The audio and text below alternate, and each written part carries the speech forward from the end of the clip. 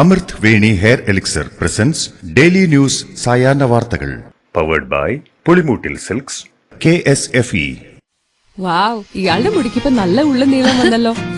എന്റെ മുടി നോക്ക്. നീ നിന്റെ വൈറ്റമിൻ ഡി ലെവൽസ് ഒന്ന് ചെക്ക് ചെയ്യ്. വൈറ്റമിൻ ഡിയുടെയും ഈസ്ട്രോജന്റെയും കുറവാണ് മിക്ക ലേഡീസിന്റെയും ഹെയർ പ്രോബ്ലംസിന് പ്രധാന കാരണം. സ്ത്രീകളുടെ മുടി വളർച്ചയ്ക്കും ശക്തിക്കും അത്യാവശ്യമായ വൈറ്റമിൻ ഡിയാലും ഹെർബൽ ഈസ്ട്രോജനാലും സമ്പുഷ്ടമായ ആദ്യത്തെ hair elixir Amrit Veni hair elixir for women. നമസ്കാരം, ഞാൻ ഷാജി പത്മനാഭൻ. ഡെയിലി ന്യൂസിന്റെ സായാഹ്ന വാർത്തകളിലേക്ക് സ്വാഗതം. ഇന്ന് ഏപ്രിൽ 23 ചൊവ്വാഴ്ച. തിരഞ്ഞെടുപ്പ് പ്രചാരണത്തിനിടെ പ്രധാനമന്ത്രി നരേന്ദ്രമോദി രാജസ്ഥാനിൽ നടത്തിയ വിവാദ പ്രസംഗത്തിനെതിരെ ഉയർന്ന പരാതിയിൽ തെരഞ്ഞെടുപ്പ് കമ്മീഷൻ നടപടികൾ ആരംഭിച്ചു. പ്രസംഗത്തിന്റെ ദൃശ്യങ്ങൾ ഹാജരാക്കാനും ഉള്ളടക്കം എഴുതി നൽകാനും ബൻസാര ഇലക്ട്രൽ ഓഫീസറോട് കമ്മീഷൻ ആവശ്യപ്പെട്ടു. കോൺഗ്രസ്, CPM അടക്കം പ്രതിപക്ഷ പാർട്ടികൾ പരാമർശത്തിനെതിരെ പരാതി നൽകുകയും പ്രതിഷേധം ശക്തമാക്കുകയും ചെയ്യുന്നതിനിടെയാണ് തെരഞ്ഞെടുപ്പ് കമ്മീഷൻ നടപടികൾ ആരംഭിച്ചത്. പ്രധാനമന്ത്രി സ്ഥാനത്തിന് നിരക്കാത്ത പരാമർശമാണ് നരേന്ദ്രമോദി നടത്തിയതെന്ന് പാണക്കാട് സാദിഖ് അലി തങ്ങൾ. മതേതരത്വവും ജനാധിപത്യവും സംരക്ഷിക്കാനുള്ള ഉത്തരവാദിത്തമാണ് പ്രധാനമന്ത്രിക്കുള്ളതെന്നും തെരഞ്ഞെടുപ്പ് കമ്മീഷൻ ഇതിനെതിരെ നടപടിയെടുക്കണമെന്നും സാദിഖ് അലി തങ്ങൾ ആവശ്യപ്പെട്ടു. ഇന്ത്യയിൽ നടക്കുന്നത് ഒരു നിഷ്പക്ഷ തെരഞ്ഞെടുപ്പാണ്, ഹെയ്റ്റ് ക്യാമ്പയിൻ അല്ല എന്ന് തെളിയിക്കേണ്ട ഉത്തരവാദിത്തം രാജ്യത്തിനും തെരഞ്ഞെടുപ്പ് കമ്മീഷനുമുണ്ടെന്ന് PK കുഞ്ഞാലിക്കുട്ടിയും പ്രതികരിച്ചു. തെരഞ്ഞെടുപ്പ് കമ്മീഷൻ ഇതുവരെയായിട്ടും യാതൊരു നടപടിയും എടുത്തു കാണുന്നില്ലെന്നും കമ്മീഷൻ എന്ത് നടപടിയെടുക്കും എന്നാണ് എല്ലാവരും ഉറ്റുനോക്കുന്നതെന്നും കുഞ്ഞാലിക്കുട്ടി വ്യക്തമാക്കി. മുസ്ലിം സംവരണവുമായി ബന്ധപ്പെട്ട രാജസ്ഥാനിലെ വിവാദ പ്രസംഗത്തിൽ താൻ പറഞ്ഞത് യാഥാർത്ഥ്യമാണെന്ന് ആവർത്തിച്ച് പ്രധാനമന്ത്രി നരേന്ദ്രമോദി. രാജ്യത്ത് വിഭജനത്തിന് ശ്രമം നടക്കുന്നുവെന്നും വിഭജനം എക്കാലത്തും കോൺഗ്രസിന്റെ അജണ്ടയാണെന്നും കോൺഗ്രസ് ആയിരുന്നു ഇപ്പോൾ രാജ്യം ഭരിച്ചിരുന്നതെങ്കിൽ തീവ്രവാദം തഴച്ചു വളരുമായിരുന്നെന്നും പ്രധാനമന്ത്രി കുറ്റപ്പെടുത്തി. മുസ്ലിം വിഭാഗങ്ങളിലുള്ളവരെ മോദി സംരക്ഷിക്കുകയാണ് എന്ന് BJP നേതാവ് AP അബ്ദുള്ളക്കുട്ടി. കേരളത്തിൽ BJP അക്കൗണ്ട് തുറക്കുമെന്നും മികച്ച വിജയം നേടുമെന്നും ഭരണഘടന ചർച്ച ചെയ്തു മാറ്റുന്നതിൽ തെറ്റില്ലെന്നും അദ്ദേഹം പ്രതികരിച്ചു. പ്രധാനമന്ത്രി നരേന്ദ്രമോദിയുടെ വിവാദ പ്രസംഗത്തിൽ പ്രതികരിക്കുകയായിരുന്നു അദ്ദേഹം. എടത്തനാട്ടുകര LDF ലോക്കൽ കമ്മിറ്റി സംഘടിപ്പിച്ച തെരഞ്ഞെടുപ്പ് റാലിയിൽ നടത്തിയ പ്രസംഗത്തിനിടെ PV അൻവർ MLA രാഹുൽ ഗാന്ധിക്കെതിരെ അധിക്ഷേപ പരാമർശം നടത്തി. പേരിനൊപ്പമുള്ള ഗാന്ധി ഒഴിവാക്കി രാഹുൽ എന്ന് മാത്രമേ വിളിക്കാനാവൂ എന്നായിരുന്നു പരാമർശം.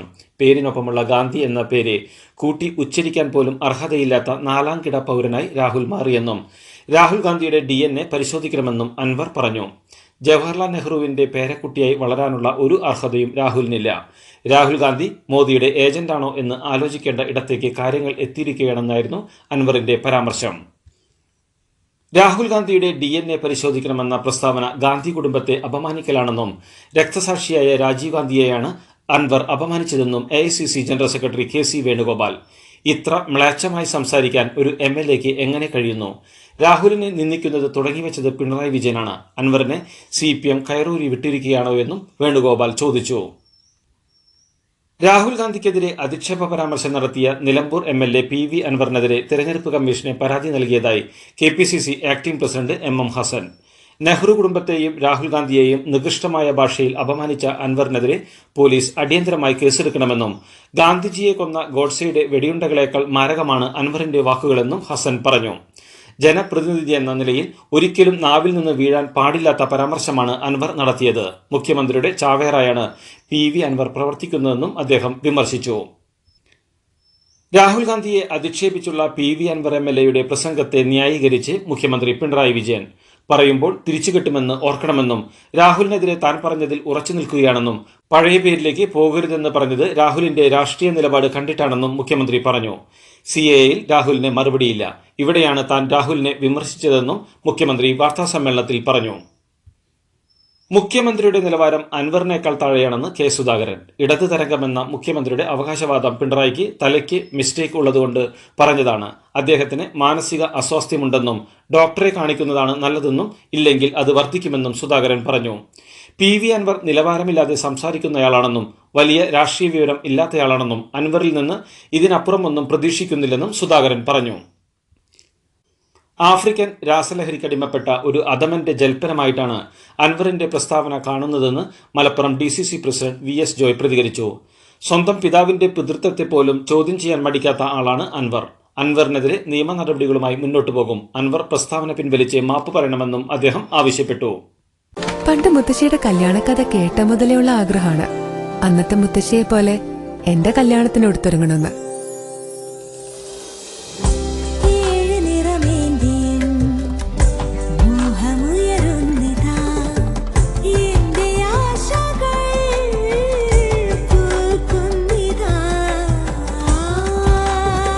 നല്ല ബന്ധങ്ങൾ തുടർന്നുകൊണ്ടേയിരിക്കും.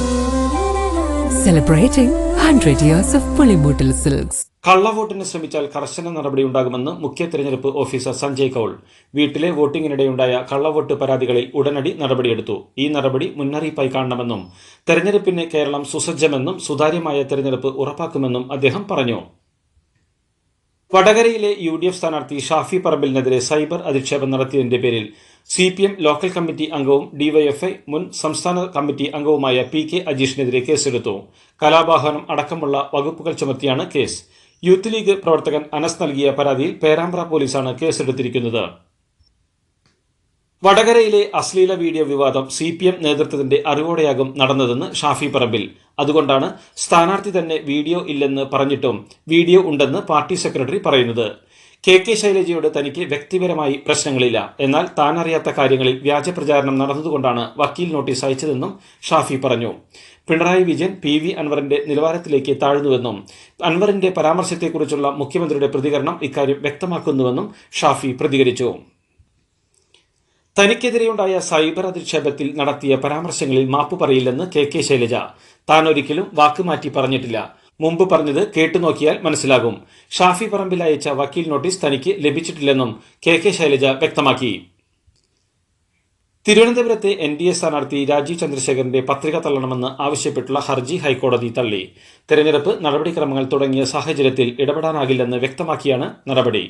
വരണാധികാരി പത്രിക സ്വീകരിച്ചു കഴിഞ്ഞതിനാൽ ഇനി വിഷയം തെരഞ്ഞെടുപ്പ് ഹർജിയിലൂടെയേ ഉന്നയിക്കാനാവൂവെന്ന് കോടതി ചൂണ്ടിക്കാട്ടി. രാജീവ് ചന്ദ്രശേഖർ നാമനിർദ്ദേശ പത്രികയോടൊപ്പം നൽകിയ സത്യവാങ്മൂലത്തിൽ സ്വത്തുവിവരം മറച്ചുവെച്ചുവെന്നും ഇക്കാര്യത്തിൽ പരാതി നൽകിയിട്ടും നടപടികൾ സ്വീകരിക്കാതെ പത്രിക സ്വീകരിച്ചെന്നുമായിരുന്നു ഹർജിയിലെ വാദം. തൃശൂർ പൂരത്തിനുള്ള ആനകളുടെ ഫിറ്റ്നസ് പരിശോധിക്കാൻ ഹൈക്കോടതി നിയോഗിച്ച വിദഗ്ധ സംഘത്തെ പാറമേക്കാവ് ദേവസ്വം സെക്രട്ടറി ഭീഷണിപ്പെടുത്തിയെന്ന് അമിക്കസ് ക്യൂറി റിപ്പോർട്ട്. ആനകളുടെ അടുത്തുനിന്നും പാപ്പാമാരെ പിൻവലിച്ചതിനാൽ സംഘത്തിന്റെ ജീവന് തന്നെ ഭീഷണി ഉണ്ടായെന്നാണ് അമിക്കസ് ക്യൂറി TC സുരേഷ് മേനോന്റെ റിപ്പോർട്ടിൽ പറയുന്നത്. റിപ്പോർട്ട് ഹൈക്കോടതി വൈകാതെ തന്നെ പരിഗണിക്കും. അനിൽ ആന്റണിക്കും ശോഭാ സുരേന്ദ്രനുമെതിരെ ആരോപണങ്ങളുമായി ദല്ലാൽ TG നന്ദകുമാർ. അനിൽ ആന്റണി നിയമനത്തിനായി ഇടപെട്ട CBI സ്റ്റാൻഡിംഗ് കൌൺസിലിന്റെ ഇന്റർവ്യൂ കോൾ ലെറ്ററിന്റെ പകർപ്പ് കയ്യിലുണ്ടെന്ന് ദല്ലാൽ TG നന്ദകുമാർ ദില്ലിയിൽ വാർത്താസമ്മേളനത്തിൽ പറഞ്ഞു. അനിൽ ആന്റണി 25 ലക്ഷം രൂപയാണ് പണമായി വാങ്ങിയതെന്നും കാര്യം നടക്കാതായതോടെ ഈ തുക തിരികെ ആവശ്യപ്പെട്ടുവെന്നും 5 ഗഡുക്കളായാണ് പണം തിരികെ നൽകിയതെന്നും നന്ദകുമാർ വ്യക്തമാക്കി. ശോഭാ സുരേന്ദ്രന് ഭൂമി ഇടപാടുമായി ബന്ധപ്പെട്ട് 10 ലക്ഷം രൂപ നൽകിയിരുന്നു. അക്കൗണ്ട് വഴിയാണ് തുക നൽകിയത്. ഈ പണം തരാമെന്ന് പറഞ്ഞതല്ലാതെ തിരികെ നൽകിയിട്ടില്ലെന്നും നന്ദകുമാർ വ്യക്തമാക്കി. താൻ ആരുടെ കയ്യിൽ നിന്നും പണം വാങ്ങിയിട്ടില്ലെന്ന് NDA സ്ഥാനാർത്ഥി അനിൽ ആന്റണി. ദല്ലാൽ TG നന്ദകുമാറിന്റെ ആരോപണങ്ങൾക്ക് പിന്നിൽ കോൺഗ്രസിലെ ദേശീയ നേതാവിനും പങ്കുണ്ട്. തെരഞ്ഞെടുപ്പ് കഴിയുമ്പോൾ നന്ദകുമാറിനെതിരെ പരാതി നൽകും. നിലവിൽ തെരഞ്ഞെടുപ്പ് കമ്മീഷന് പരാതി നൽകിയിട്ടുണ്ടെന്നും അനിൽ ആന്റണി പറഞ്ഞു. കരുവന്നൂർ കള്ളപ്പണമിടപാട് കേസിൽ CPM ജില്ലാ സെക്രട്ടറി MM വർഗീസ് ഇന്നും ചോദ്യം ചെയ്യലിന് ഹാജരായില്ല. തെരഞ്ഞെടുപ്പ് തിരക്കുകൾ ചൂണ്ടിക്കാട്ടി തെരഞ്ഞെടുപ്പിന് ശേഷം ഹാജരാകാമെന്ന് വർഗീസ് EDയെ അറിയിച്ചു. ജസ്ന മരിയ ജെയിംസിന്റെ തിരോധാന കേസിൽ തുടരന്വേഷണത്തിന് തയ്യാറെന്ന് CBI. പുനരന്വേഷണം ആവശ്യപ്പെട്ട് ജസ്നയുടെ പിതാവ് സമർപ്പിച്ച ഹർജിയിലാണ് CBI തീരുമാനം. രേഖകളും തെളിവുകളും കോടതിയിൽ മുദ്രവെച്ച കവറിൽ നൽകണമെന്ന് തിരുവനന്തപുരം ചീഫ് ജുഡീഷ്യൽ മജിസ്ട്രേറ്റ് കോടതി പറഞ്ഞു. അടുത്ത മാസം 3 ഹർജി വീണ്ടും പരിഗണിക്കും. എല്ലാ സാധ്യതകളും പരിശോധിക്കാതെയാണ് CBI റിപ്പോർട്ട് തയ്യാറാക്കിയതെന്നും കേസ് അവസാനിപ്പിച്ചതെന്നും ചൂണ്ടിക്കാട്ടിയാണ് ജസ്നയുടെ പിതാവ് കോടതിയെ സമീപിച്ചത്. സംസ്ഥാനത്തെ 8 മുതൽ 12 വരെ ക്ലാസുകളിൽ പഠിപ്പിക്കുന്ന 80,000 അധ്യാപകർക്ക് ആർട്ടിഫിഷ്യൽ ഇന്റലിജൻസിന്റെ സാധ്യതകൾ പൊതുവിദ്യാഭ്യാസ മേഖലയിൽ ഫലപ്രദമായി പ്രയോജനപ്പെടുത്താൻ കൈറ്റിന്റെ നേതൃത്വത്തിൽ 3 ദിവസത്തെ പ്രായോഗിക പരിശീലനം മെയ് 2 ആരംഭിക്കുമെന്ന് വകുപ്പ് ഉദ്യോഗസ്ഥർ അറിയിച്ചു. അങ്കമാലി നഗരസഭാ കാര്യാലയത്തിന് നേരെ ബോംബ് ഭീഷണി. സ്ഥലത്ത് പോലീസ് പരിശോധന ആരംഭിച്ചു. ഇന്ന് രാവിലെയാണ് നഗരസഭാ കാര്യാലയത്തിൽ ബോംബ് വെച്ചിട്ടുണ്ടെന്ന ഫോൺ സന്ദേശം ലഭിച്ചത്. സംഭവത്തെക്കുറിച്ച് കൂടുതൽ വിവരങ്ങൾ പോലീസ് പുറത്തുവിട്ടിട്ടില്ല. ഇനി രണ്ടുപേരും അധികം ചിന്തിച്ച് കണക്കൂട്ടി മൂടാളേണ്ട. സ്വർണം KSFിലുണ്ടാക്കി അല്ല പിന്നെ സ്വർണ്ണവിലക്കിലിങ്ങണല്ലോ. KSFE മാക്സ് ഗോൾഡ് ലോൺ ഇപ്പോൾ സ്വർണ്ണവിലയുടെ 90% വായ്പയായി ലഭിക്കുന്നു. മാക്സിമം കയ്യിൽ കിട്ടുമ്പോൾ മറ്റെവിടെ പോകാൻ? പതഞ്ജലി കോടതിയലക്ഷ്യ കേസിൽ ഖേദം പ്രകടിപ്പിച്ച് നൽകിയ പത്രപരസ്യത്തിന്റെ വലിപ്പം സാധാരണ നൽകാറുള്ള പരസ്യം പോലെയായിരുന്നോ എന്ന് സുപ്രീം കോടതി. പതഞ്ജലി മാധ്യമങ്ങളിൽ നൽകിയ ക്ഷമാപണത്തിന്റെ രേഖകൾ സമർപ്പിക്കാൻ സുപ്രീം കോടതി നിർദ്ദേശിച്ചു. പതഞ്ജലി കോടതിയുടെ നിർദ്ദേശപ്രകാരം ഖേദം പ്രകടിപ്പിച്ചത് മൈക്രോസ്കോപ്പിലൂടെ നോക്കിയാൽ മാത്രമേ കാണാനാകൂ എന്ന സ്ഥിതിയാകരുതെന്നും രണ്ടംഗ ബെഞ്ച് വ്യക്തമാക്കി. കേസ് ഈ മാസം 30-ന് കോടതി വീണ്ടും പരിഗണിക്കും. തീഹാർ ജയിലിൽ കഴിയുന്ന ഡൽഹി മുഖ്യമന്ത്രി അരവിന്ദ് കെജ്രിവാളിന് ഇൻസുലിൻ നൽകി. കെജ്രിവാളിന്റെ ഷുഗർ ലെവൽ 320 ഉയർന്നതിന് പിന്നാലെയാണ് അദ്ദേഹത്തിന് ജയിലിൽ ഇൻസുലിൻ നൽകിയത്. ജയിലിൽ തനിക്ക് വിദഗ്ധ ചികിത്സ നിഷേധിക്കുന്നുവെന്ന് കെജ്രിവാൾ ആരോപിച്ചിരുന്നു. പ്രമേഹ ചികിത്സയ്ക്കായി സ്വന്തം ഡോക്ടറോട് ദിവസം 15 മിനിറ്റ് വീഡിയോ കോളിൽ സംസാരിക്കാൻ അനുവദിക്കണമെന്ന കെജ്രിവാളിന്റെ ആവശ്യവും അംഗീകരിച്ചിരുന്നില്ല. അതേസമയം കെജ്രിവാളിന് ഇൻസുലിൻ ആവശ്യമായിരുന്നുവെന്നും അദ്ദേഹമായിരുന്നു ശരിയെന്നും ഡൽഹി മന്ത്രിയും ആം ആദ്മി പാർട്ടി നേതാവുമായ സൗരഭ് ഭരദ്വാജ് പറഞ്ഞു. റഷ്യൻ പ്രസിഡന്റ് വ്ളാദിമിർ പുതിനുമായി പ്രധാനമന്ത്രി നരേന്ദ്രമോദിയെ താരതമ്യപ്പെടുത്തി NCP അധ്യക്ഷൻ ശരത് പവാർ. മറ്റുള്ളവരെ കുറ്റപ്പെടുത്തുക മാത്രമാണ് മോദി ചെയ്യുന്നത്. 10 വർഷം ജനങ്ങൾക്ക് വേണ്ടി എന്ത് ചെയ്തുവെന്ന് മോദി മിണ്ടുന്നില്ല. വ്ളാദിമിർ പുതിന്റെ പുതിയ പതിപ്പായി മോദി മാറുമോ എന്ന് ഭയമാകുന്നു എന്നും അദ്ദേഹം പറഞ്ഞു. വിമാനയാത്രയിൽ 12 വയസ്സുവരെ പ്രായമുള്ള കുട്ടികൾക്ക് മാതാപിതാക്കളിൽ ഒരാളുടെയെങ്കിലും അടുത്ത് സീറ്റ് നൽകണമെന്ന് വിമാന കമ്പനികളോട് സിവിൽ വ്യോമയാന ഡയറക്ടറേറ്റ്. എല്ലാ വിമാന കമ്പനികൾക്കും DGCA അധികൃതർ ഇത് സംബന്ധിച്ച നിർദ്ദേശം നൽകി. കുട്ടികൾക്ക് മാതാപിതാക്കളുടെ അടുത്തല്ലാതെ ഇരുന്ന് യാത്ര ചെയ്യേണ്ടി വരുന്ന സാഹചര്യങ്ങളെക്കുറിച്ച് പരാതികൾ ഉയർന്ന സാഹചര്യത്തിലാണ് സിവിൽ വ്യോമയാന ഡയറക്ടറേറ്റ് വിമാന കമ്പനികൾക്ക് നിർദ്ദേശം നൽകുന്നത്.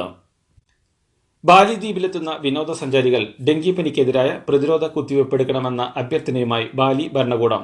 രാജ്യത്ത് ഡെങ്കി കേസുകൾ വർദ്ധിച്ചുവരുന്ന സാഹചര്യത്തിലാണ് ഇങ്ങനെയൊരു നിർദ്ദേശം. ബാലിയിൽ ഡെങ്കി പ്രതിരോധ കുത്തിവയ്പ് നിർബന്ധമാക്കിയിട്ടില്ല എങ്കിലും വിനോദസഞ്ചാരികൾ കുത്തിവയ്പ് എടുക്കണമെന്നാണ് സർക്കാരിന്റെ അഭ്യർത്ഥന. മലേഷ്യയിൽ പരേഡ് പരിശീലനത്തിനിടെ നാവികസേന ഹെലികോപ്റ്ററുകൾ കൂട്ടിയിടിച്ച് 10 പേർക്ക് ദാരുണാന്ത്യം. 2 ഹെലികോപ്റ്ററുകളുണ്ടായിരുന്ന ജീവനക്കാരാണ് കൊല്ലപ്പെട്ടത്. പെരക്കിലെ ലൂമുട്ട് നാവിക ആസ്ഥാനത്ത് നടന്ന പരിശീലന പരേഡിന് ഇടയിലാണ് ഹെലികോപ്റ്ററുകൾ കൂട്ടിയിടിച്ചത്. പ്രത്യേക രീതിയിലുള്ള ഫോർമേഷന് വേണ്ടി ശ്രമിക്കുന്നതിനിടെ 2 ഹെലികോപ്റ്ററുകളുടെ റോട്ടറുകൾ തമ്മിൽ കുടുങ്ങിയതോടെയാണ് അപകടമുണ്ടായത്. പിന്നാലെ 2 ഹെലികോപ്റ്ററുകളും നിലത്തേക്ക് വീണ് തകരുകയായിരുന്നു. സംഭവത്തിൽ മലേഷ്യൻ നാവികസേന അന്വേഷണം പ്രഖ്യാപിച്ചു.